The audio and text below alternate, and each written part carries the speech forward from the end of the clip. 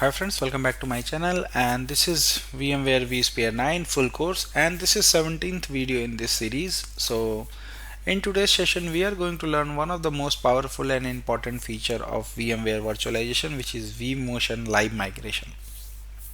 So by end of this video you will clearly understand what is vMotion, how it works internally, prerequisites basically required before using the vMotion, and also we are going to see the real world use cases around vMotion, and we are going to do a complete hands-on demo for the vMotion in the lab. So let me show you. So what is vMotion? This is a very basically basic thing to understand. So vMotion is VMware technology that's allow you to move running virtual machine from one ESXi host to another ESXi host without any downtime.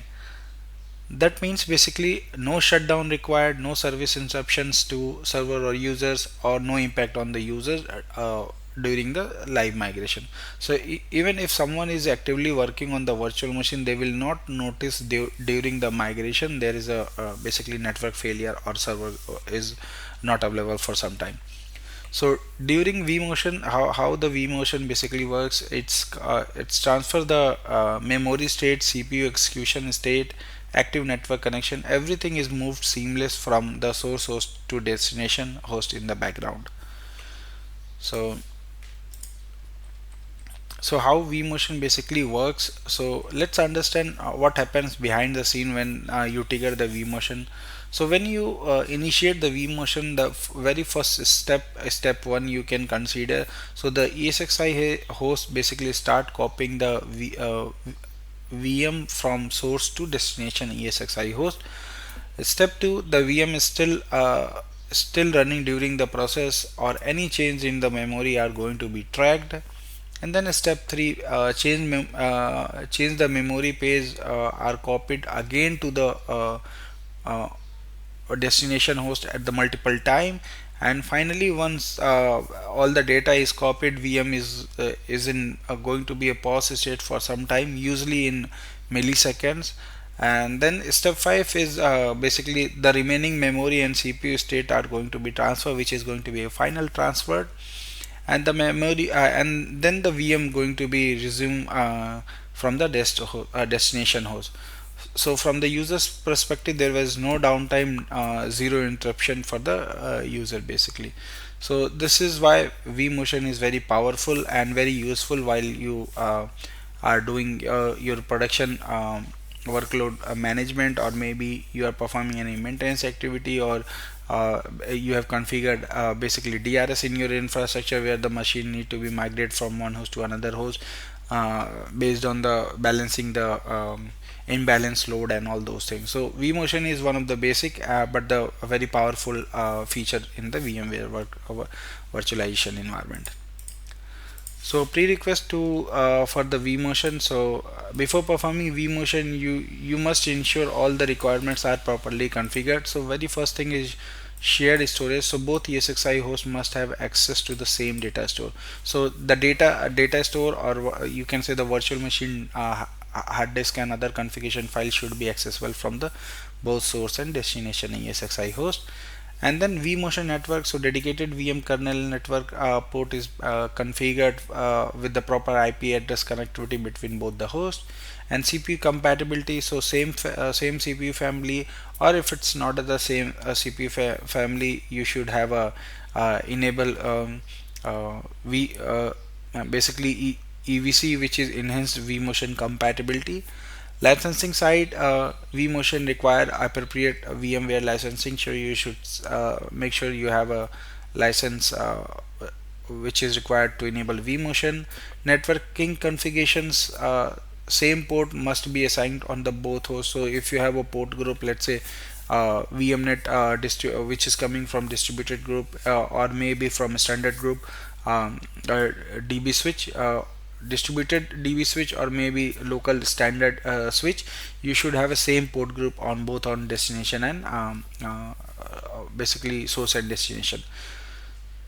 and then you should have a virtual machine state is powered on. So if any of these are missing, vMotion will going to be a fail.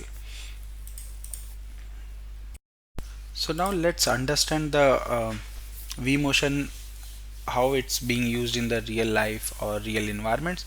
So first case should can be a hardware maintenance. So if one of the hosts need maintenance, you can migrate your all your virtual machine from the host where you want to perform maintenance to other host, which does not require any downtime. So you can perform your ESXi host maintenance without any downtime. So second one is load balancing. If one host is overloaded, move the virtual machine to another host and balance the CPU and memory uses. Hardware failure prevention. So if host showing some warning alert related to hardware, you can migrate your virtual machine to other host and perform a maintenance on the faulty hardware ESXi host. And zero downtime operation. So critical environment like banking system, healthcare application, e-commerce platform use vMotion to ensure the continuous availability for their platform. And benefits of vMotion. Uh, vMotion provides you feature where you can migrate your virtual machine without having any downtime. So it provides zero downtime for application, seamless workload migration, better resource utilization, support automation with DRS and HA if you have enabled DRS and HA, and enable maintenance without any service impact for your ESXi or VMware infrastructure. So this is what is the real life example and use cases or benefit of the vMotion. Now let's go ahead and see some action in our lab environment which we have set up throughout this course. So I got my Active Directory and DNS server, and then I got my storage server which is running Windows Server 2025, and this storage server is providing shared storage to all my 3 ESXi hosts, which is one of the most important prerequisites for the live migration. And then I got my vCenter server appliance. So let me show you, this is my Active Directory and DNS server, and these are my vCenter server appliance, and then I got my 3 ESXi host, and this is my storage server which is providing storage to all my 3 ESXi host as a shared storage. So now let me show you. So I got three node cluster configured here. So if I show you in the host, I got in this cluster I got 3 ESXi hosts connected, and I have a DRS turned on and a high availability turned on in this cluster. So if you want to see how to configure how to create a cluster and configure DRS and high availability, you can go and watch my videos which I have recorded before in this session. So now this is the virtual machine which I am going to migrate in this demo. So currently you can see this is running on ESXi 03, and now what I'm going to do, I'm going to migrate this host this virtual machine to ESXi 1 or 2. So the very important thing, you should make sure this storage is available across your all 3 ESXi hosts or the destination ESXi host. So let me show you. If I go to ESXi host 1, you should be able to see in the data store I got DS01, DS02, DS03 all connected to my both ESXi host 1 and 2. So this is basically these three storage data store are connected to all my ESXi hosts. And now the second thing is the network. So I'll show you a network also. So if I show you here the network, you can see the VMnet VMnet hyphen port G is configured. This is coming from my distributed switch. So if I show you, this is all also connected across my all 3 ESXi hosts. So I'm good from the configuration standpoint. So I'll go ahead and now try to migrate this virtual machine. So right click on the virtual machine, click on migrate, and there is multiple options for migration. So change the compute resource only. So this is what we are going to do, migrate the virtual machine to another host. So this will only migrate the compute, which is live migration, and this will change the storage, which is storage vMotion. So I'm going to do a live migration only. So now I have an option to migrate the virtual machine to basically I can select the cluster, basically also here if I have multiple cluster I can select the cluster. So in this I'm going to select the host, so I'm going to migrate to ESXi host 01.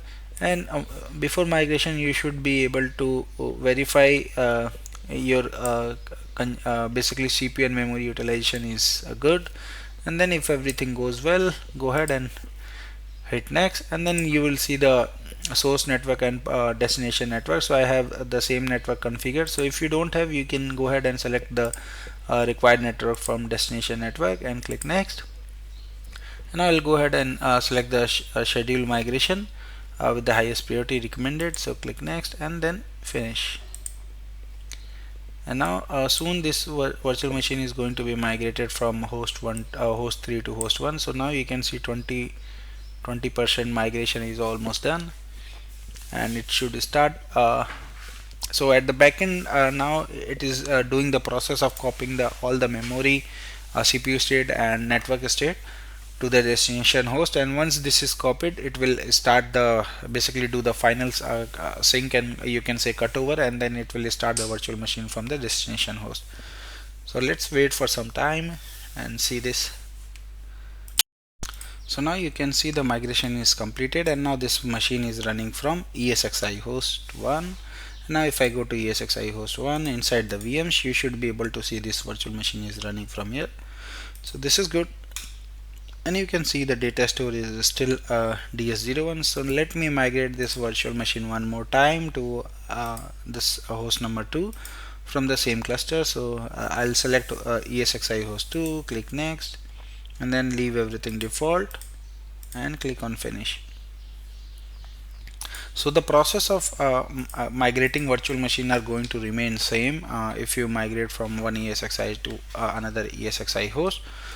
So this is pretty much what I wanted to cover in this video. So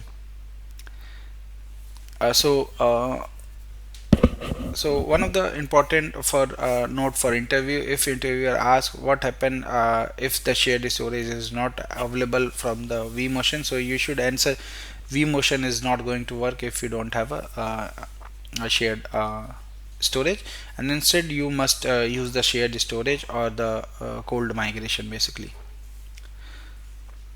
So if storage is not available, then you should use a storage vMotion, which I'm going to use cover in next video.